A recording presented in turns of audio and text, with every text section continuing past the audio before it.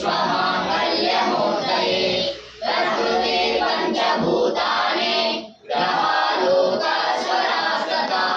निशब्दालयश्च सर्वेषां सदा कुर्वन्तु मङ्गलम् रत्नाकरादौ कमलां हिमालयातिरेणीं ब्रह्मराजस्य रत्नाभ्यां वन्दे भारतमातरम् महेन्द्रो मलयस्यैव देवतात्मा हिमालयः देयोरैवतगोविन्दो गिरिश्चारावणिस्तथा गङ्गा सरस्वती सिन्धु ब्रह्मपुत्रस्य गण्डकी कावेरी यमुना रेव कृष्णा गोदा महानदी अयोध्या मधुरा माया काशी काञ्ची